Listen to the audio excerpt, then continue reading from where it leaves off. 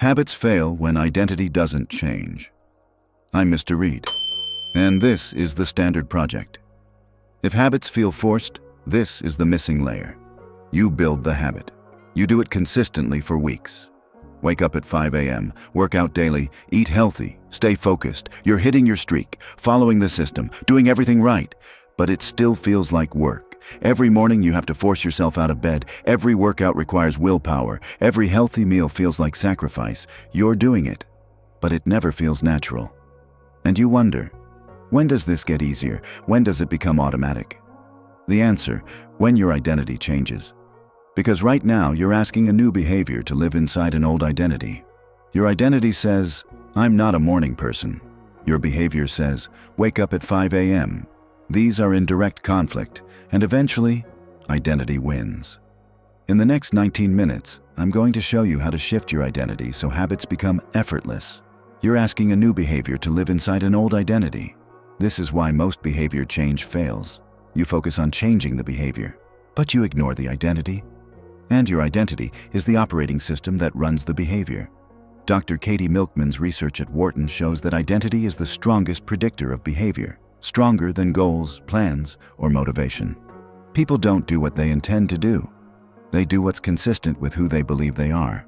Identity is your self-concept, the story you tell yourself about who you are. Your identity statements: I'm not a morning person. I'm not athletic. I'm not good with money. I'm not creative. I'm not the type who sticks with things. These aren't just thoughts. They're behavioral constraints. Every time you act, your brain checks. Is this consistent with who I am? If yes, behavior feels natural. Low resistance. If no, behavior feels forced. High resistance. Example 1. Morning routine. Identity: I'm not a morning person. Behavior: wake up at 5 a.m. Conflict: every morning you're acting against your identity. Result: requires willpower daily. Never becomes automatic. Eventually fails. Example 2. Fitness. Identity: I'm not athletic. Behavior: work out daily. Conflict: every workout contradicts who you believe you are. Result: exercise feels like pretending. High resistance. Unsustainable. Example 3. Financial discipline. Identity: I'm not good with money. Behavior: budget carefully, invest regularly. Conflict: financial discipline doesn't fit your self-concept. Result: you'll sabotage your own financial progress to stay consistent with identity. Dr. Roy Baumeister's research shows that people have a powerful drive for self-consistency. When behavior contradicts identity, one of two things happens. 1. You change the behavior to match identity, most common. 2. You change the identity to match behavior, requires deliberate work. Most people revert to old behavior because identity didn't shift. You can force behavior temporarily, but if identity doesn't change, you'll always revert. The framework for identity-based habits has two components. 1. Evidence accumulation. 2. Self-perception shift. Master these, and habits become automatic because they're expressions of who you are. Component 1. Evidence accumulation. Every action is a vote for the type of person you're becoming. This is the mechanism of identity change. Your identity isn't fixed. It's the accumulated evidence of your actions. Each behavior is a vote. Behavioral research shows that identity emerges from the evidence we accumulate about ourselves. You don't decide who you are and then act accordingly. You act, then your identity forms from the pattern of those actions. Action first, identity second. How the voting system works. Each workout equals 1 vote for I'm athletic. Each early wake equals 1 vote for I'm disciplined. Each healthy meal equals 1 vote for I'm health conscious. Each focused work session equals 1 vote for I'm productive. Each book read equals 1 vote for I'm a reader. Your identity is determined by the votes you've cast. After enough votes, the identity forms. The identity formation timeline: votes 1 to 20. I'm trying to work out. Not identity yet. Just experimentation. High resistance, requires willpower. Votes 21 to 50. I'm someone who works out sometimes. Pattern emerging, identity forming. Still requires some willpower, but less. Votes 51 to 100. I'm someone who works out regularly. Identity solidifying. Behavior feeling more natural. Less resistance. Votes 101 to 200. I'm an athlete. Identity established. Behavior automatic. Feels wrong to not work out. Votes 200 plus. Being athletic is who I am. Core identity, zero resistance, completely automatic. The threshold. Most identities require 50 to 100 votes to form, 200 plus to solidify. Domain 1. Physical fitness. Goal. Become athletic. Evidence needed. 100 plus workouts. Each workout equals vote for I'm athletic. After 100 votes, identity shift. I'm an athlete becomes true. Domain 2. Professional productivity. Goal. Become highly productive. Evidence needed. 100 plus focused work sessions. Each session equals vote for I'm productive. After 100 votes, identity shift. I'm a productive person becomes true. Domain 3. Creative output. Goal. Become a writer. Evidence needed. 100 plus writing sessions. Each session equals vote for I'm a writer. After 100 votes, identity shift. I'm a writer becomes true. Dr. Carl Weick's research on small wins shows that minor accomplishments accumulate into major identity transformations. You don't need huge achievements to shift identity. You need consistent small actions that accumulate into undeniable evidence. 100 small actions greater than one big achievement for identity formation. Component 2. Self-perception. Shift. At some point, you stop doing the behavior. You become the identity. This is the moment everything changes. You've accumulated enough evidence, the vote count is high enough, and suddenly, your self-perception shifts. Dr. Daryl Bem's self-perception theory states that people infer their own attitudes and identities by observing their behavior. I see myself working out consistently. Therefore, I must be athletic. The behavior provides the evidence. The evidence shapes the identity. The language of identity shift. Before shift, I work out. After shift, I'm an athlete. Before shift, I write regularly. After shift, I'm a writer. Before shift, I wake up early. After shift, I'm a morning person. Before shift, I invest money. After shift, I'm an investor. The shift from describing actions to claiming identity. What changes after the shift? Before identity shift, behavior requires willpower, easy to skip, feels like sacrifice, motivated by external goals, celebrate completing behavior. After identity shift, behavior feels automatic. Hard to skip, violates identity. Feels natural, motivated by identity expression, celebrate being the identity. Once identity forms, your brain protects it. Example, you've become someone who works out. Scenario, tired morning. Should skip workout? Pre-identity shift response. I'm tired, I'll skip today. Post-identity shift response. I'm someone who works out. That's what I do. I'll go. The behavior isn't optional anymore. It's identity expression. Skipping would create cognitive dissonance. If I'm athletic, why would I skip? Identity becomes self-reinforcing. You act to stay consistent with who you believe you are. Dr. Jennifer Crocker's research shows that once identity forms, people actively maintain it through consistent behavior. The same mechanism that made change hard, protecting old identity, now makes maintenance easy, protecting new identity. You've flipped the script. Identity works for you instead of against you. Now let me show you exactly how to shift your identity through deliberate action. How to build proof daily. Small actions that reinforce desired identity. Focus on casting votes, not achieving outcomes. This is the practical implementation of identity-based habits. Don't focus on the end goal, focus on the daily identity vote. The daily proof protocol. Step 1. Define the identity you want. Not the outcome, the identity. Not, I want to lose 20 pounds, but I want to become someone who takes care of their body. Step 2. Ask the identity question daily. What would desired identity do right now? Examples. What would an athlete do right now? What would a disciplined person do right now? What would a successful entrepreneur do right now? What would a writer do right now? Step 3. Do that thing, even if small, even if imperfect. The action is a vote for the identity. Step 4. Acknowledge the vote. After the action, that's evidence I'm becoming, identity.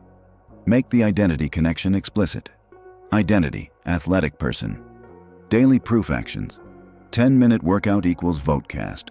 Take stairs instead of elevator equals vote cast. Choose water over soda equals vote cast. Stretch for 5 minutes equals vote cast. Each small action accumulates as evidence. Identity, productive professional. Daily proof actions. Start work at scheduled time equals vote cast. Complete one focused session equals vote cast. Close email during deep work equals vote cast. Finish most important task first equals vote cast. Identity. Writer. Daily proof actions. Write for 10 minutes equals vote cast. Open writing document equals vote cast. Edit one paragraph equals vote cast. Publish one piece equals vote cast. The proof rule. Every small action is evidence. Evidence accumulates into identity. Why small wins matter. Each small win casts an identity vote. 100 small wins beat one big win for identity formation. This is counterintuitive but critical. People chase big achievements thinking that's what changes identity. Once I run a marathon, I'll be a runner. Once I launch the business, I'll be an entrepreneur. Once I publish the book, I'll be a writer. Wrong. Identity forms through frequency, not magnitude. Stanford behavior scientist B.J. Fogg's research shows that frequent small behaviors create stronger habit formation than infrequent large behaviors. Same principle applies to identity formation.